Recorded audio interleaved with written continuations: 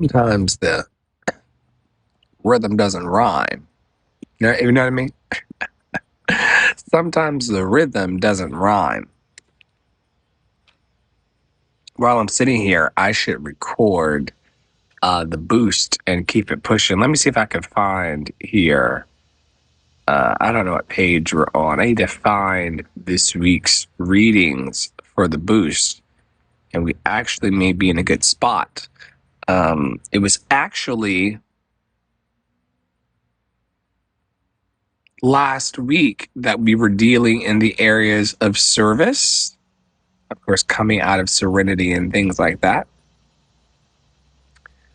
And I didn't read the end of the week, so I'm going to do that now and see if the feed stays stable enough to support that cause.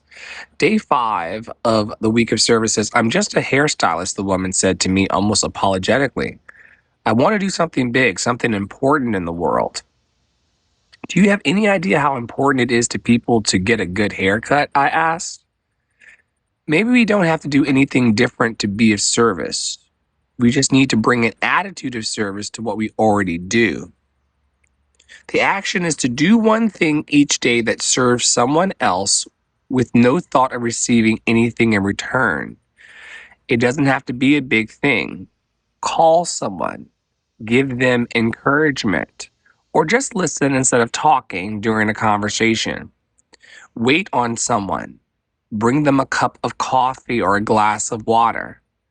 Take a moment during prayer time and say a prayer for someone else. If you're in recovery, volunteer to do a practical task like cleaning up after the meeting. If we can't change the world, at least we can do our part to keep it going. Day 6. Thank you for letting me be of service. Although people who attend 12-step meetings often say that, we don't have to be in recovery to say those words. The gratitude focus of last week was we can be grateful for all the opportunities we have each day to serve. Day 7, which was yesterday's reading, which will end out our week of service as a theme, says, give freely of what you've been given. Give freely of what you've been given. Give freely of what you hope to receive. Just give. Service is its own reward. The prayer to end last week was, show me how best to serve. Teach me to balance service with taking responsibility for myself. Help me remember that service is an important part of finding my place in the world. Help me remember that service is an important part of finding my place in the world, bonding with others, and taking care of myself. Help me remember that service is an important part of finding my place in the world, bonding with others, and taking care of myself. All right. This week's theme is goals, hopes, and dreams, or as we call them in our network, dweems. Okay? And here's the day 1 reading. It's a bit of a doozy, so stick in there with me. Passion waning? Bored?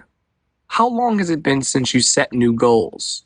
How long has it been since you checked in with your heart so you could remember your hopes and dreams? I first learned about the value of goals when I began recovering from codependency. Until then, I hadn't thought much about formalized goal setting. My first informal goal was to get as far away from the raging fire of addiction as I could. I had other vague dreams. I wanted work that was meaningful. I wanted a family, a husband, kids. Those goals and dreams weren't conscious, but a pattern had already begun to emerge. Whenever I said what I wanted, that event would come to pass as long as what I said I wanted concerned my destiny. The timing wasn't mine. I always had to wait. And the reality of experiencing what I wanted was always different from the way I imagined it would feel. Reality was more of a struggle than the utopia I pictured in my dreams. And getting what I wanted never made me happy unless I was already happy first. I'm going to read that last sentence one more time.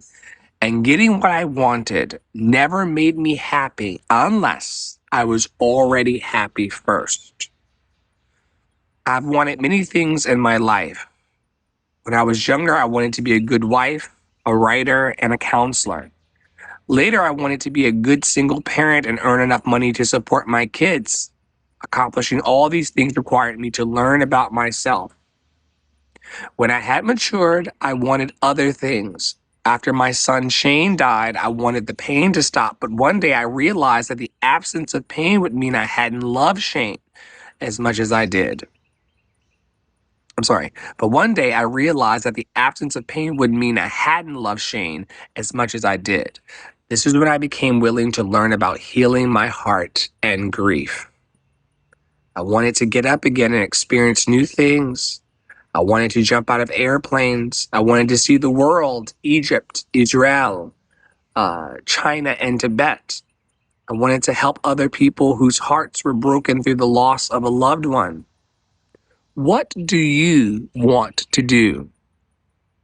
There must be something that motivates and interests you. There's magic in setting goals and saying what you want. Be careful what you ask for. You might get it. Be careful what you ask for. You might get it. People warn, nothing comes to a dreamer but a dream. Other practical people advise. Well, when dreams come true, even for just a moment, that's all right by me. And the difference between our fantasies, how we think something is going to play out, and the way they actually do, well, that's the stuff lessons are made of. It's called life. Experience as much of it as you can. It's called life. Experience as much of it as you can. The value of this week is that we'll explore the values of goals, hopes, and dreams. I hope that you enjoyed today's reading. We'll be doing goals, hopes, and dreams this week. It's going to be a great week to be alive in our network. And I hope that you enjoyed today's live. This will be reposted on Substack and also available on Spotify. Go to lovedandlovable.org to learn more about the work that we're doing. And I hope that you have a wonderful, wonderful Sunday. You're the best, better than all the rest. Happy Sunday. Stay happy, healthy, and free from all suffering.